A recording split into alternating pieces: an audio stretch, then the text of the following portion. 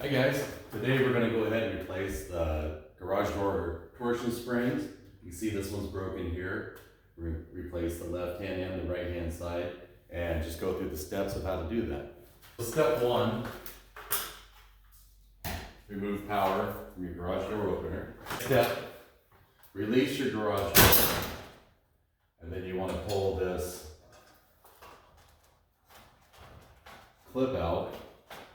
It might be a cotter pin, or it might be a circle clip like this one is. And then you can slide this part that runs on the motor out of the way.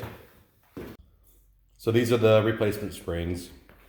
Basically, they're 27-inch springs. They have a 2-inch inside diameter.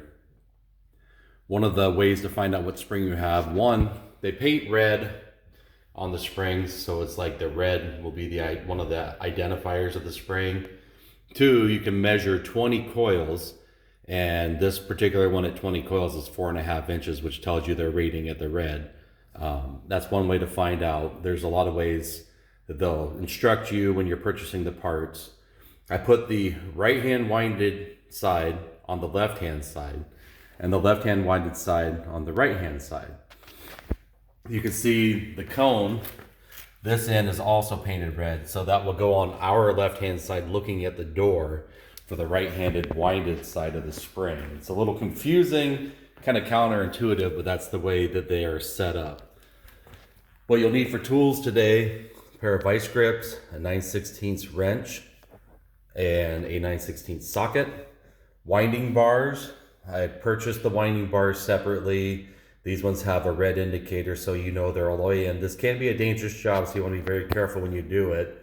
And then I have a ratchet, an extension, and then an 8-point square drive. So, because everything's square on here, so you can use an 8-point socket. You can use a 12-point as well, but I like to use an 8-point because it fits on there very good. And that's going to be a 3/8 size for that.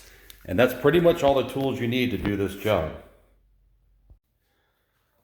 So you can see the left-hand side, the way we're standing looking at it, we'll call it left-hand side, is broken.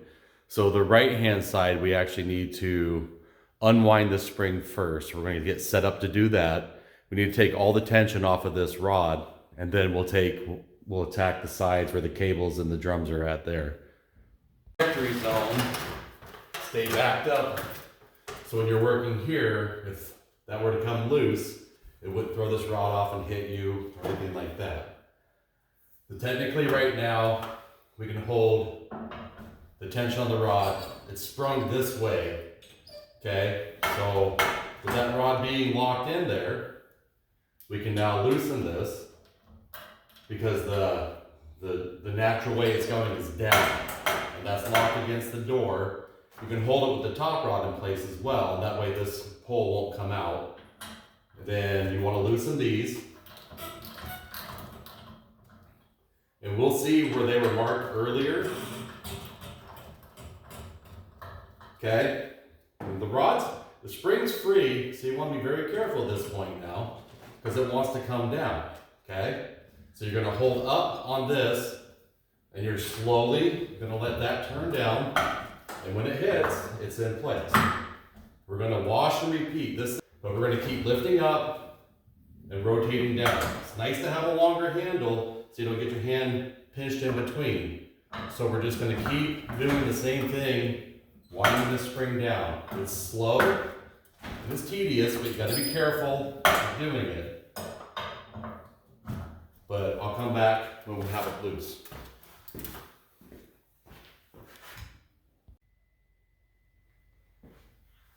Okay. So this right-hand side is now loose and free. The left-hand side is still attached to our main drive pole. So we're going to loosen that. So it's free. There's no spring tension on it, obviously, because it's broken. So I'll make sure that rotates as well. And we're going to be sliding these back. So the next step is we're going to go to the drums on the side.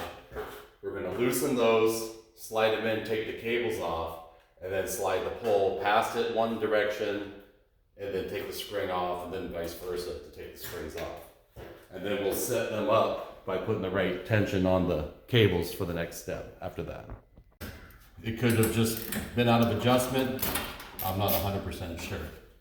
So I use an extension with a wobble with the same socket on it, just so you can come in on it a little bit of an angle. You could do it without. So what we're gonna do is pull that drum forward. We're gonna turn it down, and then we're gonna take the cable out, okay? You can take the cable, hang it over. I think we'll slide it through that little groove there so it stays in place. Now that's free. We can loosen these up and get it completely out of the way. This bearing here is where that pole goes through, or the rod. So we're gonna do the same on the other side on the drum. So we're gonna do the same thing on this left-hand side. There's no tension on it right now. So we're gonna loosen those up. Same thing, we're gonna rotate it down. And then we're gonna take that cable out of there. We're just gonna put it through that little slot to hold it in place. We're gonna slide that drum back.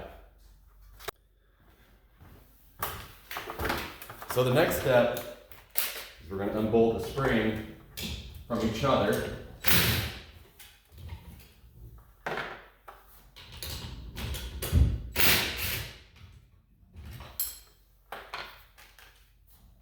There's a bolt on the bottom, bolt on the top.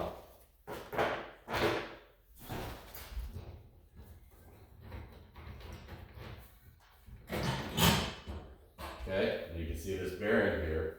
So when it's pulled together, that bearing goes on the inside of that piece, and that's how it rides on there. So with that being off, now we can move this back and forth, and we can actually have to slide one of the drums off, slide the spring up. So we'll show that. So one thing you can do when you're running this back and forth, when that's unbolted, is take a zip tie and go here. That'll just keep this from falling out. So this is a 50 pound rated zip tie. I'm gonna use 2 of them just for why not. Okay, so now we're moving that back and forth to the right. It doesn't fall out of this bracket. It just gives you one more element of support.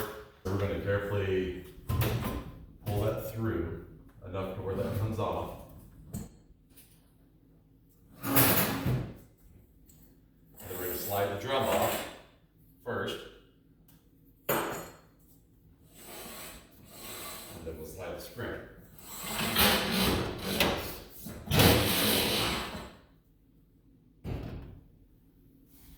So now we're going to take the left hand wound spring. This one has an L to indicate that on here. We're going to slide that through. Put our drum back on. We slide it past it. Carefully run this back in.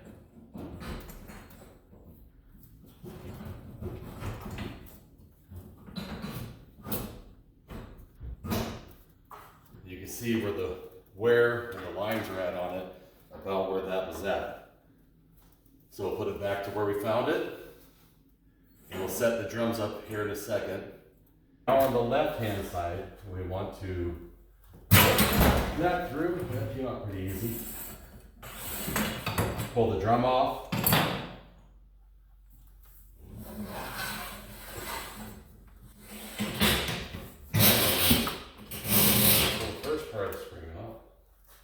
Slide the broken piece over.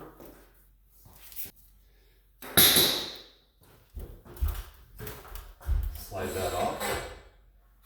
This is the right hand winded side. The other one still has a tag on it. I'm just going to leave the tag on it. Carefully find your spot that goes through it. Forget to put the drum on. And slide it back in. Based on the wear here, we put it back to where it was.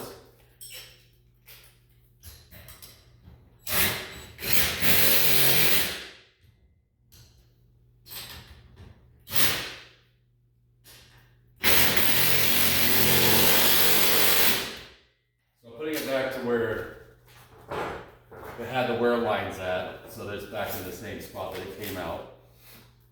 If there's any alignment issues, we'll see that when we go to set it up. Set your drum up. You want to pull your cable back out from where it was.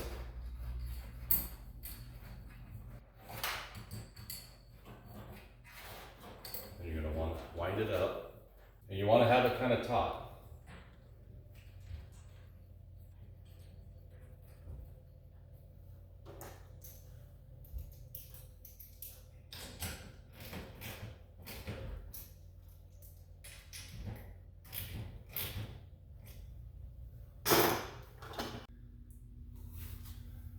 I don't know how well you can see that. You want this cable to be taut, but not lifting the door, obviously, and holding that solid pair of vice grips up against the wall. That'll keep this whole rod in place, and we'll go set up the other drum. Making sure the rod or cable's free.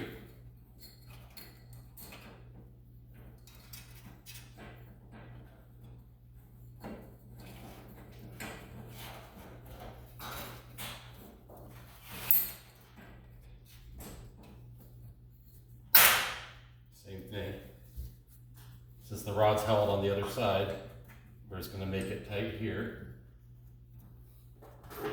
Try to get it about the same spot we got it out of.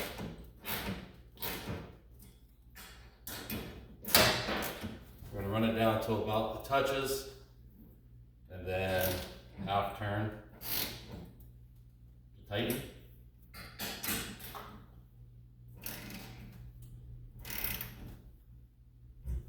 And then before we tighten our springs up, I'm going to go back to both sides. Now that they're both on there, I'm going to turn them another quarter turn in. Start with this side. Quarter. Quarter. Okay? So everything rotates. Feels good. We're going to do the same as before, but we're going to go quarter turns. It's going to take a while. 1, 2,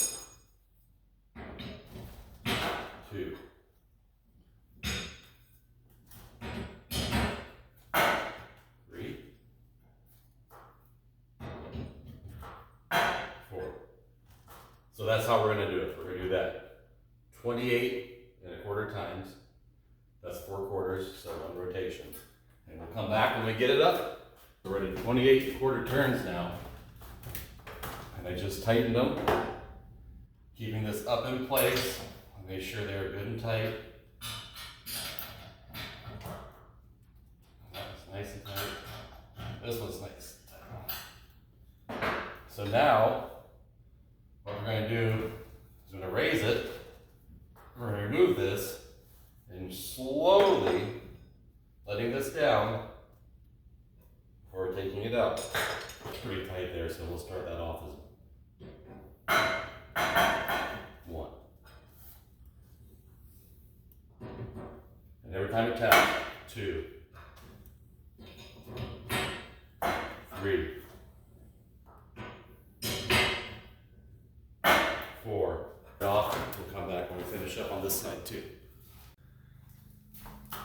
Okay, so I've gone 28 and 1/4 times. I'm holding it in place here. Remove this part. And now, I'm going to tighten this. You definitely want to make sure it's tight. Go until it feels tight, go with a half turn after, then I'm going another quarter turn on top. So I'm going 3/4 turns after bottoming out.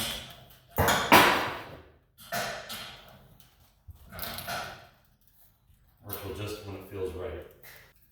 So now, what you want to do is you lift it up, take your lower bar out, and slowly release it.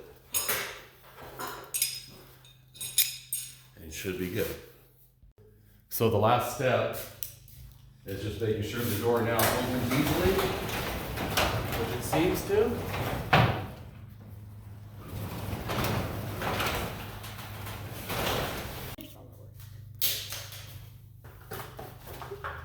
So the last step is going to be putting the pin through.